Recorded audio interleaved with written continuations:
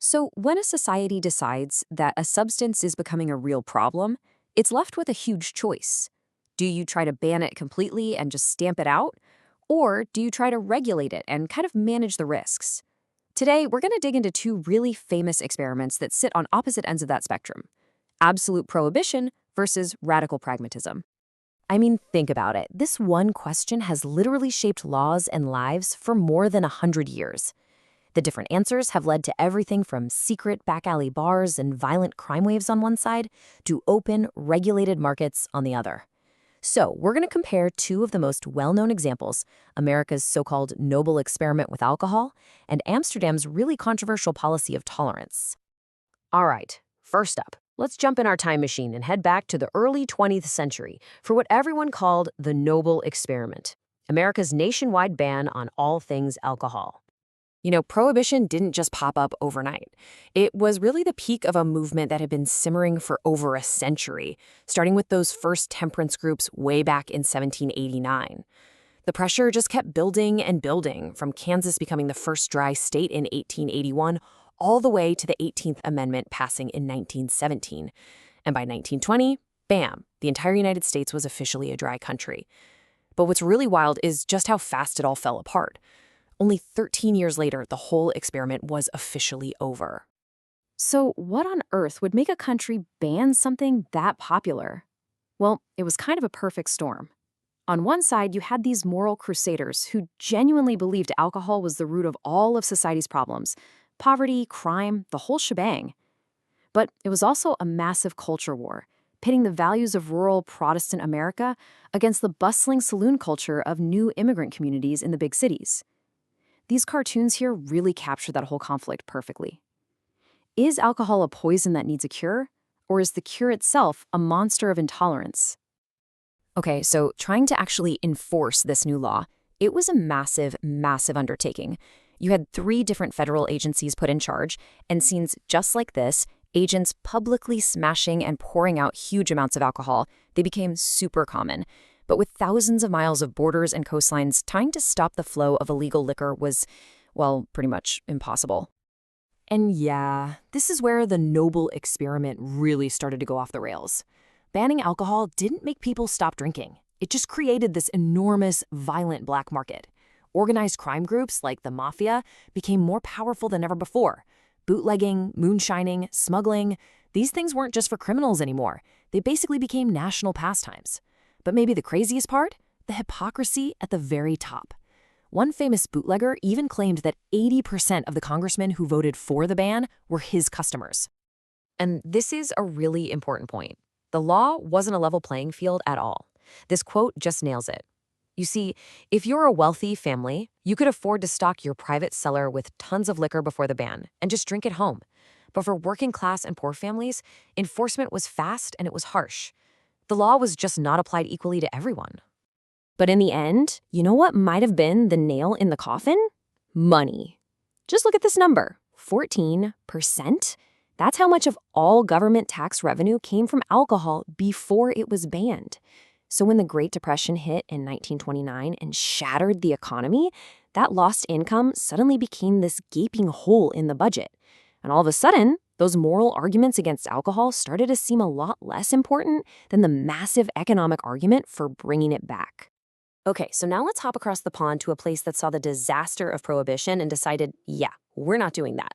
In Amsterdam, the big idea wasn't moral purity, it was practical tolerance.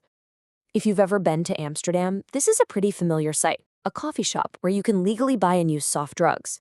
This is the public face of the Dutch model. And man, it could not be more different from the secret speakeasies and hidden moonshine stills of Prohibition-era America. The whole system is built on this really unique legal idea called gedoog-beleid, which basically means a policy of tolerance. And it's a fascinating little paradox, right? Selling cannabis is still technically illegal under an old law, but the government makes an official choice not to enforce that law, as long as the coffee shops follow a really strict set of rules. No advertising, no hard drugs, and definitely no selling to minors. And this is the key to the whole Dutch system. They basically split drugs into 2 groups. You've got soft drugs, which is mainly cannabis, and that's decriminalized for personal use. But then you have hard drugs like cocaine and heroin, and those are treated just as seriously there as they are anywhere else. The whole point is to keep the markets separate and to stop people who use soft drugs from ever coming into contact with the criminal world of hard drugs. And that right there gets to the heart of how they think about all this. They don't see drug use as a criminal problem, they see it as a public health issue. Their whole idea is that hiding a social problem doesn't make it vanish. It just makes it more dangerous and way harder to control. In fact, they look straight at American prohibition as the perfect example of how a total ban can just blow up in your face. Okay, but here's the big, messy problem in the middle of all this. It's called the back door problem. While selling cannabis out the front door of a coffee shop is totally fine, the back door is another story.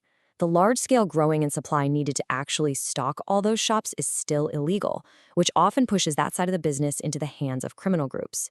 It's this messy, legal gray area that's still a huge challenge for them. All right, so we've got these two totally different stories. Let's put them head to head and really break down the contrast. When you lay it out like this, the difference is just wow. On one hand, you have the US trying to fight a moral war with a sledgehammer, a complete constitutional ban. And the result, it made organized crime incredibly powerful and ended in total failure. On the other side, you've got Amsterdam using more of a surgical tool, tolerating and regulating just one class of drug, all based on a public health philosophy.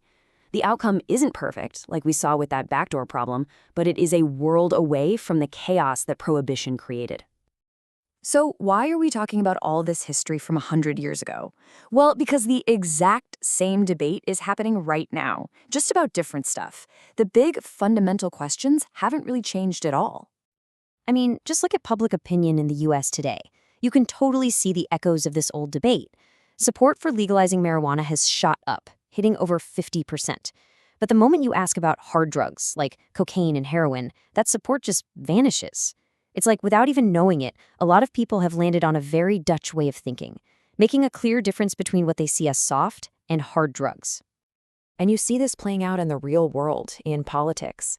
Back in 2015, a committee in Texas, which is not exactly a state known for being soft on drug laws, actually voted to move a bill forward that would have gotten rid of marijuana offenses. Now, that bill didn't become law, but just the fact that it got that far tells you how much the conversation is shifting. So, what's the big lesson here from these two huge social experiments? I think it's that there are no easy answers. A total moral ban and a pragmatic policy of tolerance, both of them create their own set of unique and really complex problems, from violent black markets to weird legal paradoxes. Which brings us right back to where we started. We've seen both extremes have some serious problems. So if neither one is perfect, where do we go from here? Is the real goal to get rid of risk completely, even if that means creating a criminal underworld? Or is it to manage risk, even if that means accepting some level of public use? The history's been written, but the future of this whole debate is still very much up for grabs.